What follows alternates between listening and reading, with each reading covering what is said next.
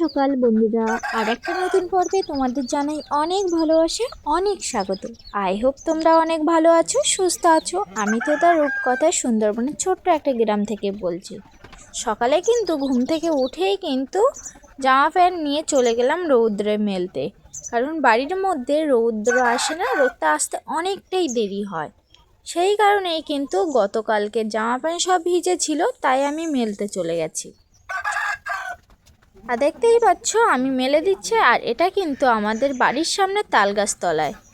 আর কিছু খড় নিয়ে চলে আসলাম গরুদেরকে দেওয়ার জন্য, যেহেতু সকালবেলা ওদেরকে কিছুক্ষণ আগেই বের করা হয়েছে গোয়ালঘর থেকে, তাই ওদেরকে খড় দিয়ে দিচ্ছি।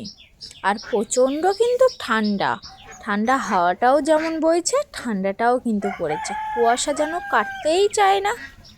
কি আর করা যাবে, শীতকাল তো। আমার আবার কিন্তু শীতকাল একদমই পছন্দ হয় না। যদি বলো কেন, এই যে শীতের সময় গা হাত পা ফাটে, মুখ ফাটে, তা বাদেও যে সবসময় যে সোয়েটার পরে থাকতে হয়, সেই কারণে। বাড়িতে এসে দেখি মা আর বাবা সব হাঁস ধরে ধরে ভিটামিন ঔষধ কিন্তু খাইয়ে দিচ্ছে। কারণ মানুষের যেমন ভিটামিন প্রয়োজন হয়, হাঁস মুরগি পশু পাখিরও কিন্তু ভিটামিন প্রয়োজন হয়।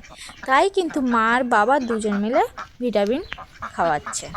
এদিকে কিন্তু টাইম কলে জলও চলে এসছে, দেখতেই পাচ্ছ। আর আমি ভীষণ বড় একটা বালতি বসিয়ে দিয়েছিলাম, শেষ পর্যন্ত তো তুলতেই পারছিলাম না, খুব কষ্ট সহকারে জলটা তুললাম। আর এই জলটা কিন্তু আজকে সারা দিন চলবে, মানে চান করা, খাওয়া দাওয়া সব কিছু, মানে এমনি পান না করি, কিন্তু ভাত রান্না করা, তরকারি রান্না করা এই জলেই আমরা করি। আর গতকাল পর্যন্ত যতক্ষণ না টাইম খালি জল আসবে, এই জলটা ততক্ষণ আমাদের ব্যবহার করতে হয়। তো গরম গরম জল চলে এসেছিলো, তাই আমি গরুর জল দিয়ে দিচ্ছি, দেখতেই পাচ্ছ। এমনি সাদা জল দিয়ে দিলাম, আর আজকে আর ফ্যান জল দেইনি আমি আর। তাই কিন্তু গরু খেয়ে নিচ্ছে। এতটা জোরে ওদের পিপাসা পেয়েছিল, ওরা ছটপট ছটপট করছিল।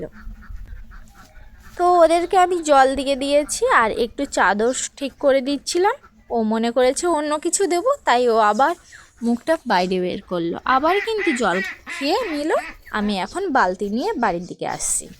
এদিকে আমার বাবা কিন্তু রাস্তায় এই বিচালিগুলো কেটে কেটে দিয়ে দিচ্ছে, কারণ এই বিচুলির মধ্যে কিন্তু ধান আছে। আর রাস্তায় আমাদের গ্রাম বাংলায় কিন্তু রাস্তায় এরকম বিচুলি দিয়ে দেয়, তার উপর দিয়ে সাইকেল, ভ্যান বা মোটর বাইক গেলে ধানটা ঝরঝর হয়ে যায়, লাস্ট পর্যন্ত সুবিধা হয়।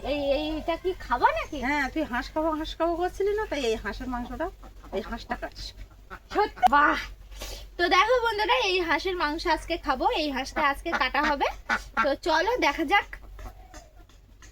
তো দেখতে পাচ্ছ বন্ধুরা, আমি কিন্তু এখন হাঁসটা গরম জলে ডুবিয়ে নিচ্ছি আর ভালো করে ছাড়িয়ে নিচ্ছি, কারণ যেহেতু হাঁসের মাংস, আর ছোট ছোট হাঁসের গায়ে কিন্তু ছোট ছোট লোম থাকে, যেগুলো খুব নিপুণভাবে পরিষ্কার করে নিতে হয়। আর তোমরা অনেকেই বলবে যে হাঁসের গলা কাটা কি মুরগির গলা কাটা কেন দেখালে না। এই কারণেই দেখাতে পারি না তোমাদেরকে, ইউটিউব চ্যানেলে কিছু কিছু নিয়ম থাকে, সেগুলো আমাদের মেনে চলতে হয়, নয়তো চ্যানেলটাই বন্ধ করে দেওয়া হয়। তো তোমরা চাইবে না এরকম কোনো কিছু হোক, সেই কারণেই আমি কিন্তু হাঁসের গলা কাটাটাই তোমাদেরকে দেখাইনি। তো দেখো বন্ধুরা, আমি খুব ধৈর্য সহকারে আমি হাঁসের মাংসটা কেটে নিচ্ছি। আর হাঁসের মাংসটা কাটতে আমার অনেকটাই সময় লেগেছে, আর কষ্টও হয়েছে। যেহেতু হাঁসের মাংসটা একটু শক্ত হয়, মানে দেশি মুরগি বা পোলট্রি যে কোনো ইজিলি কাটা যায় মাংসগুলো, হাঁসের মাংসের ক্ষেত্রে কিন্তু বিপরীত। তাই আমি খুব ধৈর্য সহকারে কেটে নিচ্ছিলাম, আর আমার অনেকটাই সময় লেগেছে।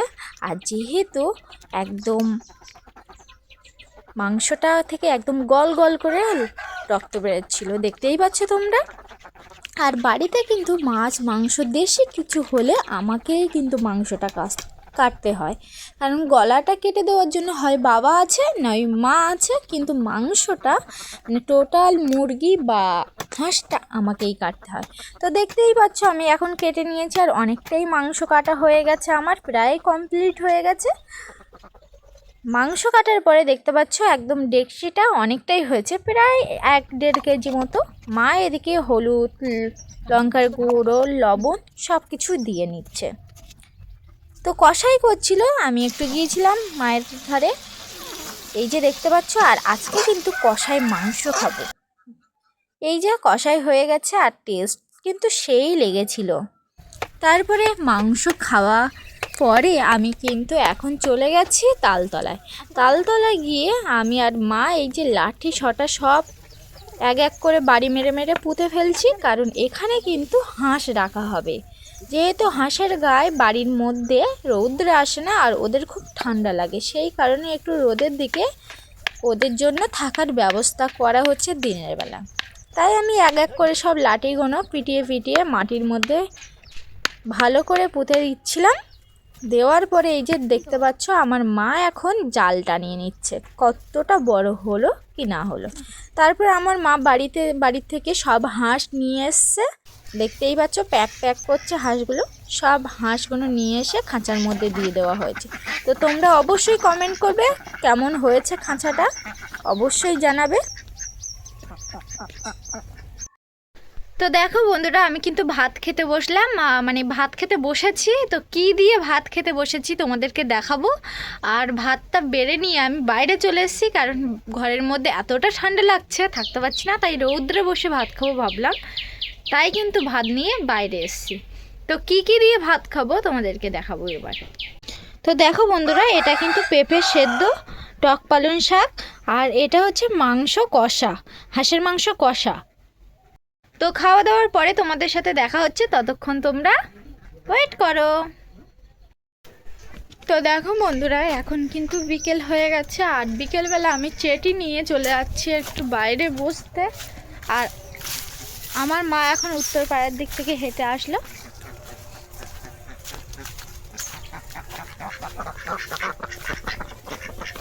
ও মা, গরুর কি ফল দেবো? তো এখন একটু রৌদ্রে বসবো। এখন কিন্তু আমার মা সব গরুর জল দিয়ে দিচ্ছে, আর যেহেতু এখন 3:30 বাজে, একটু জল দিয়ে ওদেরকে দাঁড় করিয়ে রাখবে, তারপরে কিন্তু গোয়ালে তুলে দেবে। তাই সবাইকে হ্যান্ড জল দিয়ে দিচ্ছে এক এক করে।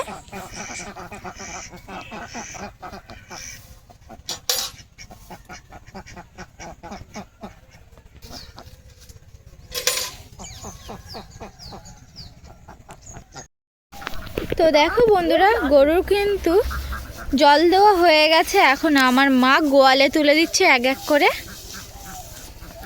ওরা এত ফল খায়, তাও এই রাস্তার ফলটাই খেতে হবে ওদের।